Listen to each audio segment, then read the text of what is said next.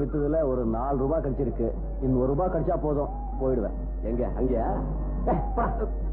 வாங்க சார், வாங்க sir, Bombay original Dress. என்ன சார், ஒரு ஷர்ட் 3 ரூபாய் சார். நல்ல அருமையான துணி சார், கேரண்டி கொடுக்குறேன் சார். வாங்க சார், வாங்க சார், ஒரிஜினல் பாம்பே Dress. என்ன சம்பத்து இன்னைக்கு எப்படி நின்னுட்டே வித்தேப்படா? திருத்திர போயிட்டு வாய.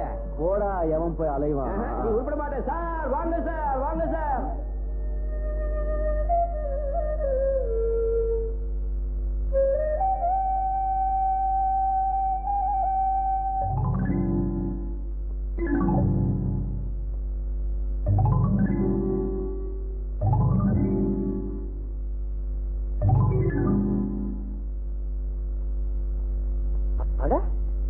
என்னடா இது?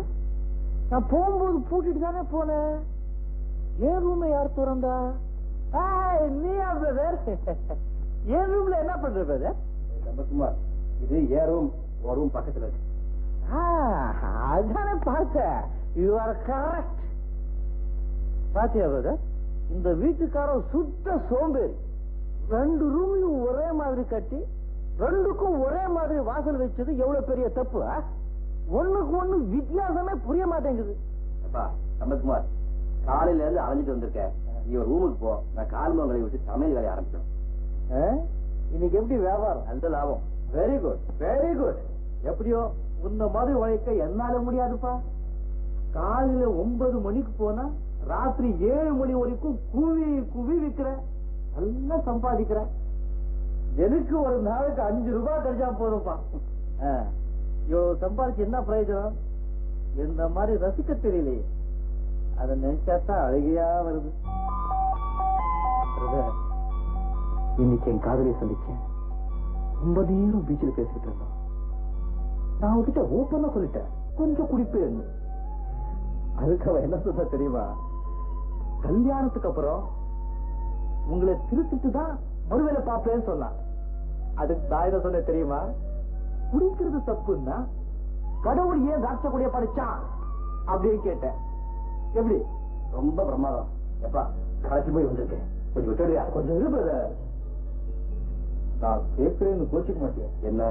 நீ ரொம்ப சுலபமா ஏமாந்த பொண்ணுங்களை ஸ்நேகிதம் பிடிச்சு காரியம் முடிச்சதும் கைகள் விட்டுடியாமே. அது சொந்த விஷயம். வச்சுக்காய பிரதர். காதல் ஒரு தெய்வீக வரும். எந்த பொண்ணை நீ உண்மையா விரும்பி நேசிக்கிறியோ அந்த பொண்ணை கடைசி வரைக்கும் நேசிக்கணும். அவ சிரிச்சா நீ சிரிக்கணும், அவ அழுதா நீயும் அழுகணும். என்ன பாரு, சின்ன வயசுலயே அப்பா அம்மா எழுதுட்ட, எப்படியோ வாழ்க்கை நடத்திட்டே இருந்த. அந்த அந்த சமயத்துலதான் ராஜியோட நட்பு எனக்கு கிடைச்சது.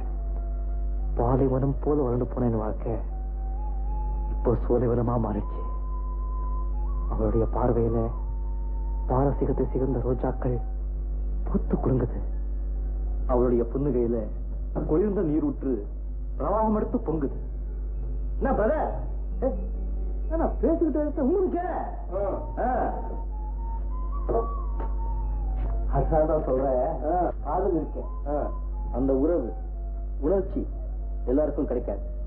கேவலம் அப்பப்போ உன்னுடைய ஆசைகளை தீர்த்துக்கிறதுக்கு மட்டும்தான் ஆண்டவன் பெண்களை படிச்சிருக்காரு நினைக்காத, உருப்பட மாட்டேன்.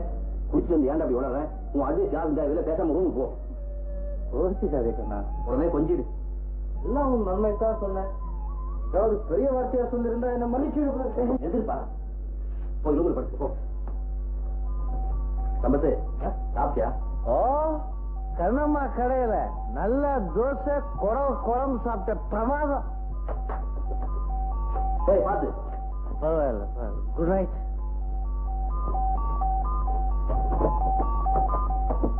நான் வரேன் பிரதர். வா வா போ போ.